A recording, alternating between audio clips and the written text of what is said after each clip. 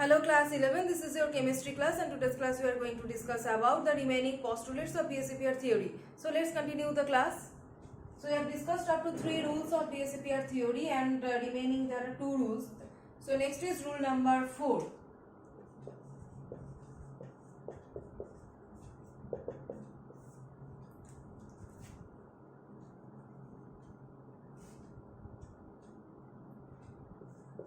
Rule number 4. So rule number 4 is saying about the multiplicity of bonds. Okay, multiplicity of bond, you know that there are single bond, triple bonds and double bonds in a molecule.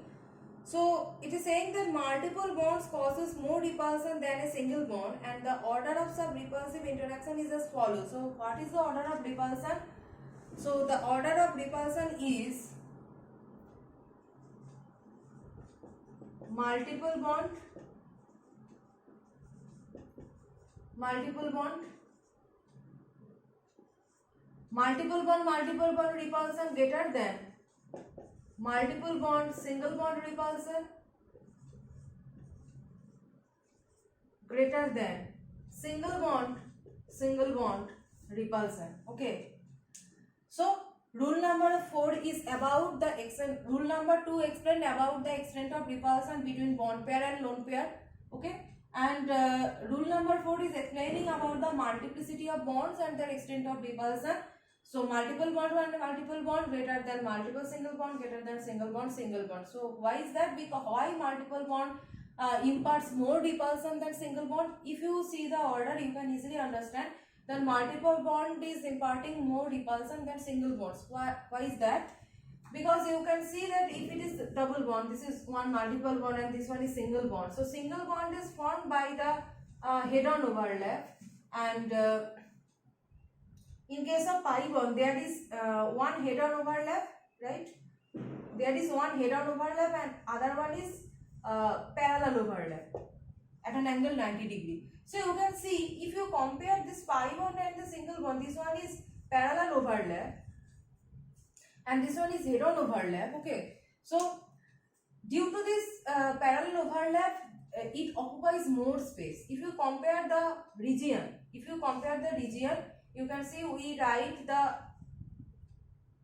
it occupies the space like this, but it is occupying the space only in this region. So if you just compare the orbital overlapping, that is head-on overlap and the lateral overlap, okay, lateral overlap actually. So if you compare the lateral overlap and the head-on overlap, you can easily get it that the lateral overlap is is taking more space. Okay, it is occupying more space and that's why it is imparting more repulsion. So the one that occupies more space, which one occupies more space will occupy more repulsion obviously. So as pi bond occupies more space due to lateral overlap, it imparts more repulsion in the molecular structure. So in every geometry, if there exists any double bond, even if it is partial double bond, okay, not full double bond, even if it is partial double bond,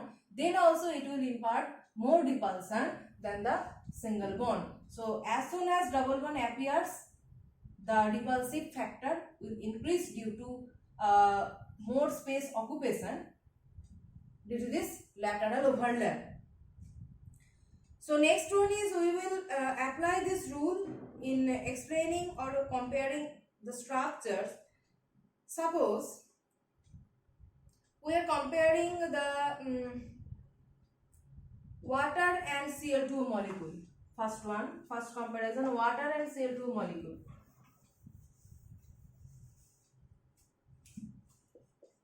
Water and Cl2. So here also we will compare the bond angle. So in this water and Cl2, the structure is same, and obviously in Cl2O,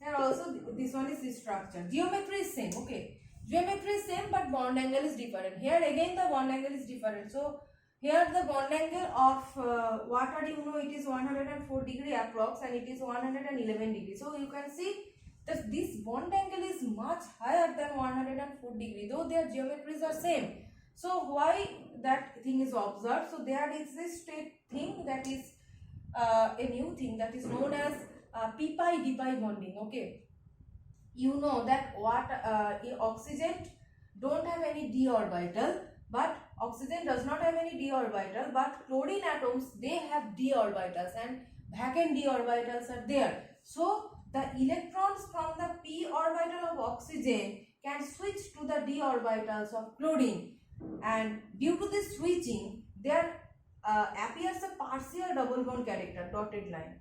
This one is known as partial double bond character, and this one is known as p-pi d-pi bonding. So what is p-pi d-pi bonding? The p electrons from oxygen is shifted to the d electrons of chlorine. If you remember the explanation of expanded octet, how we can explain expanded octet? The p electrons can shift to the d electrons of d orbital of another atom.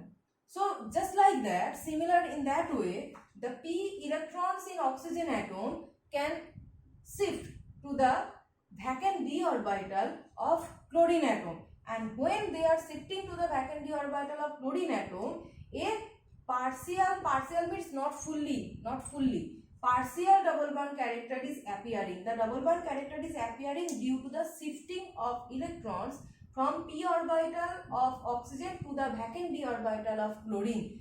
So due to the appearance of this partial double bond character, you know that double bond repulsion, multiple bond repulsion is much higher than single bond repulsion. Here this type of double bond partial double bond character appearance here is not possible, because no one has vacant d orbital. For this partial double bond character formation, one atom must contain at least one atom, either oxygen or chlorine. One atom must contain a vacant d orbital where the p electrons can shift. But here hydrogen and oxygen both don't contain any vacant d orbital. That's why here partial double bond character cannot develop. So here angle is 104 degree and lower than 9 degree due to the lone pair bond pair repulsion. Here is the reason. But here accidentally the bond angle increases much higher than 104 degree, as due to the presence of vacant d orbital of chlorine atoms there exists a partial double bond character, and due to the multiple bond repulsion, as there exists repulsion, the bond angle is increasing so much that it occupies a bond angle 111 degree in that case. So this is the explanation according to rule number 4. That means that bond angle is affected by many things. First thing we have discussed in rule number 2, that is bond pair, lone pair repulsion. Rule number 3 saying about the electronegativity of the bonded atoms, we have already discussed, and rule number 4 is saying about the multiplicity of the bonds. So while you are explaining the multiplicity of bonds, many things you have to remember, that is electronegativity, existence of lone pairs, number of lone pairs, and also the multiplicity of bonds. Last one rule is remaining, rule number 5, and that thing we will discuss in the next class.